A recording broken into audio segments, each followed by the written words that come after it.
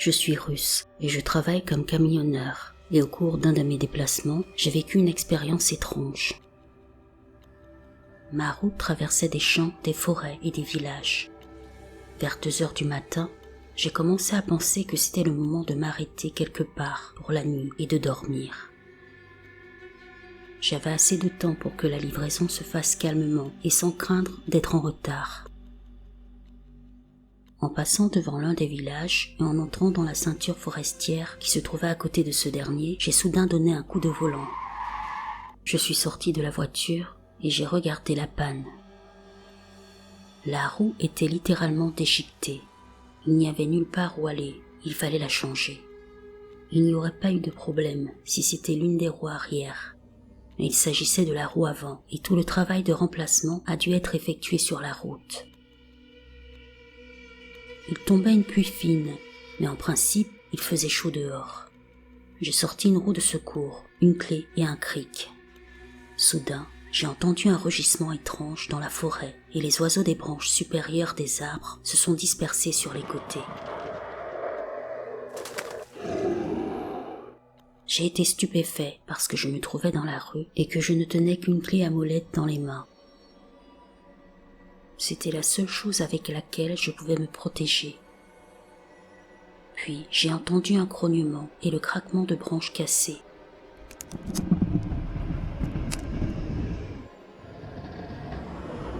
J'ai eu peur et j'ai immédiatement sauté dans la voiture et me suis installé sur le siège passager. J'ai baissé un peu la vitre et j'ai regardé ce qui allait se passer. Pendant un bon moment, je n'ai absolument rien vu et j'ai seulement entendu quelque chose d'énorme bouger dans les forêts. Puis de nouveau, il y a eu des rugissements dans la forêt. Ce n'étaient pas des cris ou des grognements, mais bien des rugissements. Après ça, les craquements se sont arrêtés et je suis resté immobile dans la voiture pendant environ 10 minutes. Pensant que c'était fini, j'ai lentement ouvert la portière. Et là, j'ai entendu des branches craquer à côté de mon camion. En chemin, la chose qui rugissait dans la forêt et faisait du bruit en cassant des branches s'est brusquement arrêtée et semblait nous observer, moi et mon camion, pendant quelques minutes. Effrayé, j'ai claqué la porte à nouveau et j'ai décidé que je resterais assis jusqu'à l'aube. Soudain, dans les phares, une créature à tête de chien est apparue sur la route, mais elle se déplaçait sur 2 jambes. Elle a traversé la route en courant vers la forêt de l'autre côté et a disparu dans l'obscurité. Paniqué, j'ai fermé toutes les fenêtres et j'ai décidé d'appeler les secours. Pour être honnête, je ne savais pas qui appeler, alors j'ai composé le premier numéro qui m'est venu à l'esprit. J'étais hors de portée du réseau. Je suis resté assis toute la nuit sans fermer les yeux. Le lendemain, quand il y a eu plus de voitures sur l'autoroute, je suis sorti et j'ai changé la roue. Après avoir fini, j'ai repris la route et je suis arrivé à destination sans problème.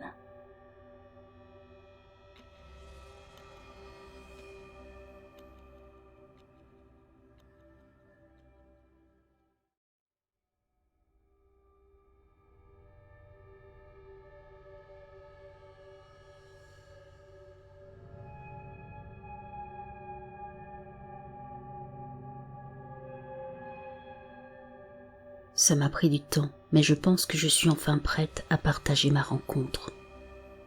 Ça s'est passé dans l'ouest de l'Allemagne et ce que je m'apprête à partager est l'authentique vérité. Tout a commencé par un horrible cri d'animal devant ma maison la nuit.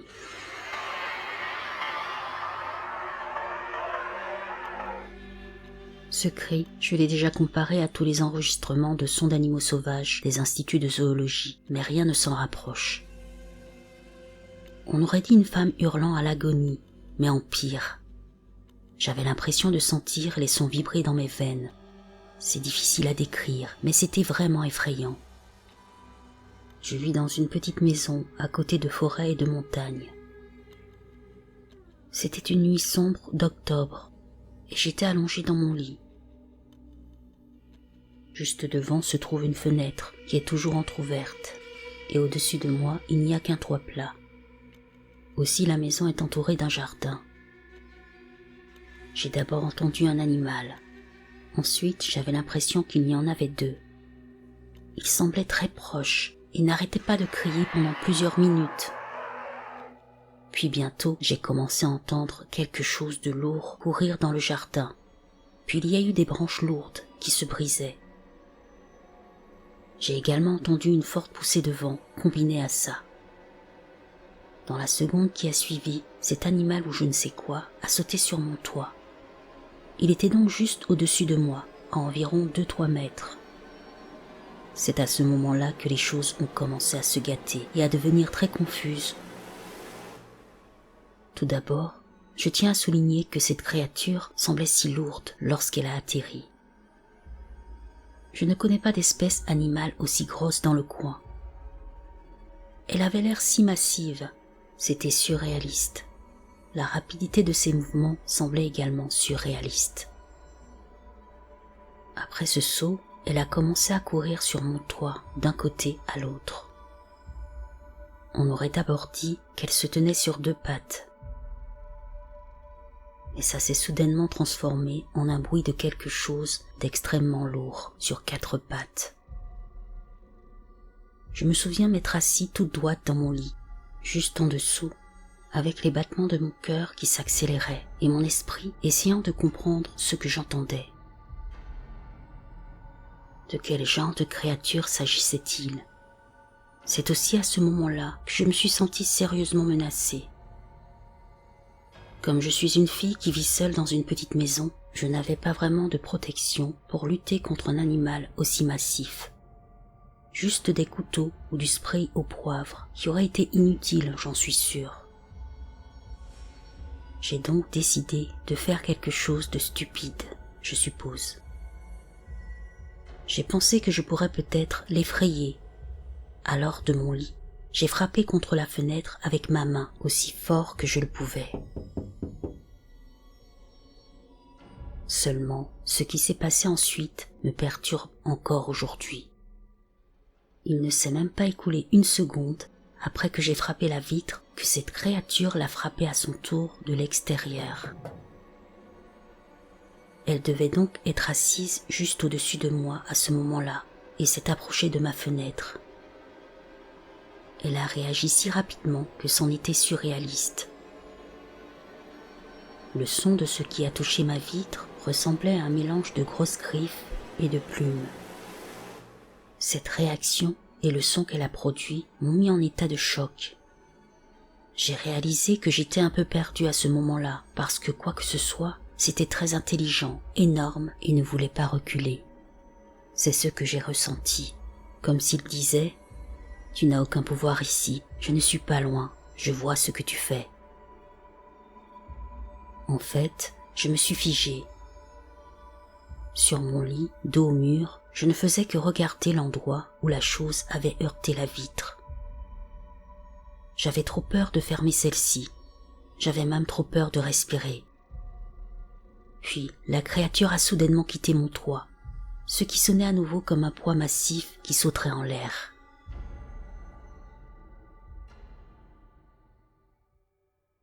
Je n'ai jamais partagé cette rencontre auparavant, parce que je me sentais assez seule avec ça, jusqu'à hier soir, quand j'ai lu le témoignage de quelqu'un d'Allemagne qui avait vécu une expérience similaire à la mienne. Son message date d'aujourd'hui. Il y a 24 jours, lui et son compagnon de chasse ont entendu les mêmes cris provenant d'un champ de vaches. Puis ils ont été poursuivis pendant un court instant par quelque chose qu'ils n'ont pas pu voir. La lecture de sa rencontre m'a donné envie de raconter la mienne aussi.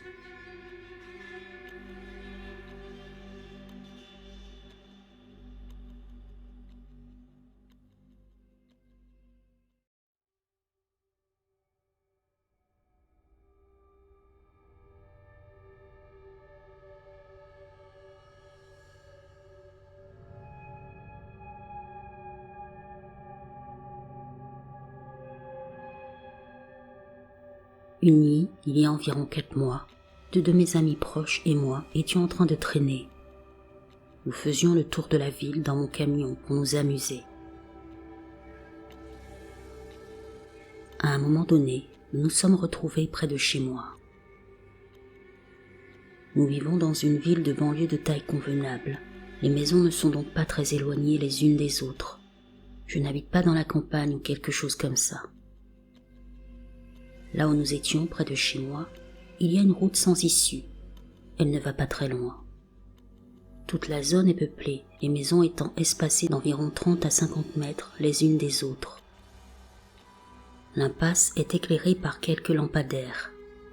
Nous étions garés juste à l'entrée de l'impasse, notre voiture faisant face à l'intérieur.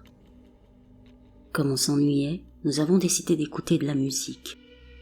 Après environ 15 minutes, l'un d'entre nous a remarqué quelque chose d'étrange sous le réverbère en bas de la rue. Pendant un instant, j'ai pensé qu'il s'agissait d'un de mes voisins. Mais la peur a rapidement pris le dessus lorsque j'ai commencé à mieux voir ce que c'était. Cette chose était bien plus grande que n'importe quelle personne que j'avais jamais vue. Elle faisait la moitié ou les 2/3 de la hauteur du lampadaire. Elle nous tournait le dos. Elle avait des jambes et des bras absurdement longs et se tenait à 4 pattes. Les bras étaient nettement plus longs que les jambes, car la chose était légèrement inclinée vers l'avant.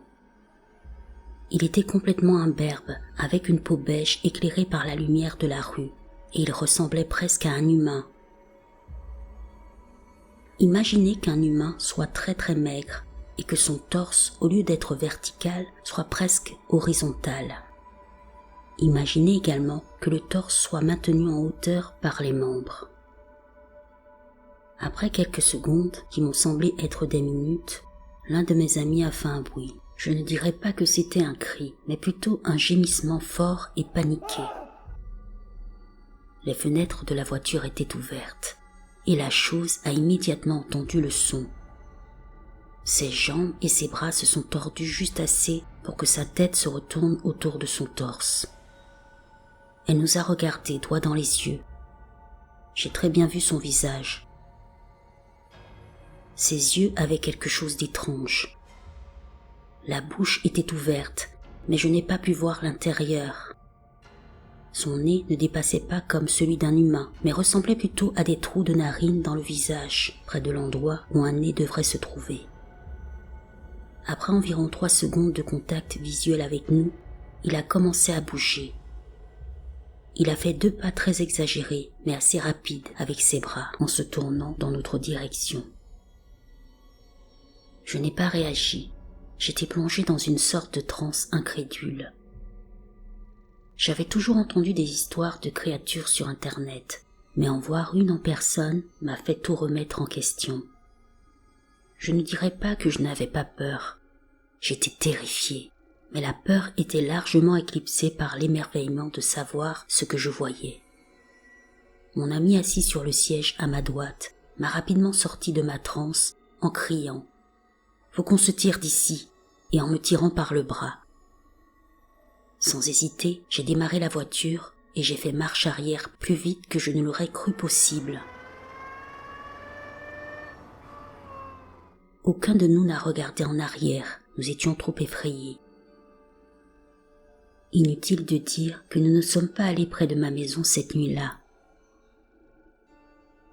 Environ 2 mois après l'incident, au moment où j'écris ces lignes, j'en ai reparlé à l'une des amies qui était avec moi ce soir-là. Nous n'en avions jamais parlé, pas même la nuit où l'incident s'est produit, parce que nous étions trop terrifiés et que nous voulions que l'histoire et la chose soient aussi éloignées de nous que possible. Mais je voulais savoir si ce que nous avions vu était réel.